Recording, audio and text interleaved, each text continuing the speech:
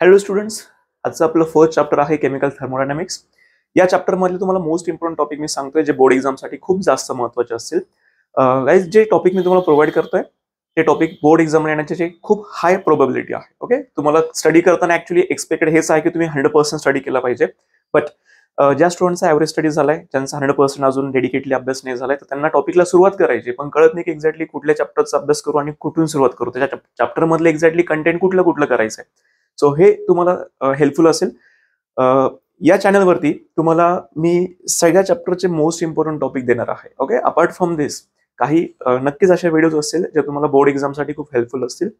Apart from दिस आपण CET point of view थोडासा विचार करूया. ओके, बट त्याआधी आपण बघूया केमिकल थर्मोमधला कुठला टॉपिक तुम्हाला मोस्ट इम्पॉर्टंट करायचा आहे. बघा, एके साईडला असणारे सेक्शन जो डेरिव्हेशनचा पार्ट असेल, थेरोटिकल काही पॉईंट्स असतील, आणि दुसऱ्या साईडला महत्त्वाचं असणारे न्यूमरिकल्स. चॅप्टर फिजिकल केमिस्ट्री मध्ये असल्यामुळे तुम्हाला दोघं टॉपिकचं प्रिपरेशन करणं खूप जास्त महत्त्वाचं असेल. ओके, सो थर्मोमधला तुम्हाला पहिला टॉपिक कव्हर करायचा आहे, what is extensive property and intensive properties.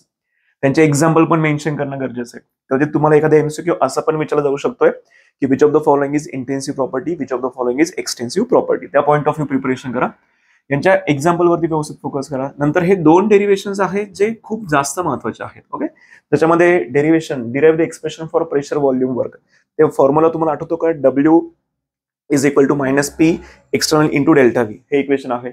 त्याच्यात दुसरं डेरिव्हेशन आहे expression for maximum, W max वाला फॉर्म्युला तुम्हाला यूज करायचा आहे. Okay, so then state first law of thermodynamics and derive the first law of thermodynamics for various processes like isothermal process, adiabatic process, isochoric process and isobaric process.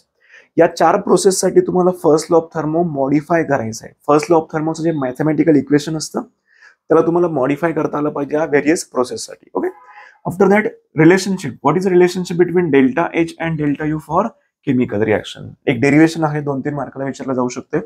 Then याची probability थोडीशी कमी आहे. That is work done in chemical reaction. Derive the expression for work done in chemical reaction. Student get confused कारण work done हा तिसरा topic आहे. Work done आपण याच्या आधी पण बघितलं होतं. वर्क डन इथे सुद्धा आहे, work done maximum work done सुद्धा असतं, आणि इथे सुद्धा एक वर्क डन आहे. तिघांचे वेगवेगळे डेरिव्हेशन्स आहे. सो केअरफुली बघायचं की क्वेश्चन एक्झॅक्टली कुठला विचारलाय. Okay, so after that there is a Hess law. State Hess law, write the application of Hess law.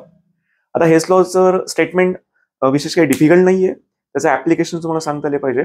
पण as compare to other topic मी हेस लॉचं इम्पॉर्टन्स थोडंसं कमी ठेवते. पण पूर्ण सिलेबसचा स्टडी करण्यापेक्षा मला रिकमेंड तुम्हाला हेच करायचं की तुम्ही यातला कुठलाच टॉपिक स्किप नाही करायचा, 100% करून ठेवायचं. ठीक आहे, हेस लॉ नंतर बघूया पुढे. फक्त स्टेटमेंट करायचं आहे, state second law of thermo. स्टेटमेंटच्या पलीकडे काहीच नाही करायचं आहे. ओके, आणि लास्ट आहे definition of enthalpy of fusion, enthalpy of vaporisation and enthalpy of sublimation. Apart from this काही इम्पॉर्टंट न्यूमेरिकल्स आहेत. फिजिकल केमिस्ट्री मधला न्यूमेरिकलच्या बाबतीत तुम्ही विचार केला तर तुम्हाला प्रत्येक सॉल्ड न्यूमेरिकल करायचं आहे. सॉल्ड न्यूमेरिकल 100% करा, तशाच टाईपचा न्यूमेरिकल बोर्ड एक्झामला विचारला जातो. ओके, ज्याच्यामध्ये मी तुम्हाला न्यूमेरिकलचे नंबर्स मेन्शन केलेत, ते तुम्ही त्याचा स्क्रीनशॉट काढून घ्या. इनफॅक्ट पूर्ण स्क्रीनचा स्क्रीनशॉट काढून घ्या. एक 2 न्यूमेरिकल असे आहे जे या फॉर्म्युल्याच्या बेसिसवरती असतात. ओके, हे जे फॉर्म्युलेज आहेत बघा, यातला जो पहिला फॉर्म्युला आहे तो तुम्हाला रिएक्शनची एन्थाल्पी काढून देतो, आणि जो सेकंड फॉर्म्युला आहे तो तुम्हाला बॉन्डची एन्थाल्पी काढून देतो. ठीक आहे, सो असे 2 फॉर्म्युले आहेत. या दोघं फॉर्म्युल्याच्या बेसिसवरती आपण एक न्यूमेरिकल एक्सपेक्ट करू शकतो. ओके, जे न्यूमेरिकल्स इथे खाली नंबर मार्क करून दिलेत, हे जे 1, 2, 3, 4 हे जे 4 न्यूमेरिकल्स आहेत हे या 2 फॉर्म्युल्यांच्या बेसिसवरती आहेत. त्यामुळे हे सगळेच न्यूमेरिकल तुम्हाला वेल प्रिपेअर करायचे. न्यूमेरिकलचा फोबिया असेल तर मी तुम्हाला एक सांगतो की न्यूमेरिकल्सकडे पॉझिटिव्ह अप्रोच ठेवा. न्यूमेरिकल सॉल्व्ह करताना 2च गोष्टी महत्त्वाच्या आहेत. गिव्हन डेटा व्यवस्थित एक्सपेक्ट करता आला पाहिजे.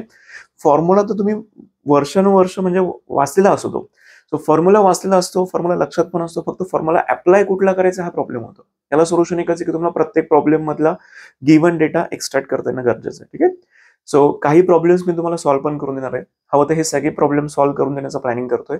प्लस काही बोर्डचे न्यूमेरिकल्स असतात. आतापर्यंत बोर्डला जे न्यूमेरिकल्स विचारले ते पण मी तुम्हाला सॉल्व्ह करून देण्याचा पूर्ण प्रयत्न करेन. ठीक आहे, सो चला हे टॉपिक वेल प्रिपेअर करा, आणि चॅट बॉक्समध्ये कमेंट बॉक्समध्ये तुम्हाला जी लिंक दिली आहे त्या टेलिग्रामच्या लिंकला तुम्ही जॉईन व्हा, ज्याच्यामध्ये तुम्हाला काही मी नोट्स प्रोव्हाइड करतोय. ओके, प्लस काही या व्हिडिओच्या लिंक सुद्धा असतात, पुढे सीटला पण तुम्हाला ते हेल्पफुल असेल. Okay, thanks for watching.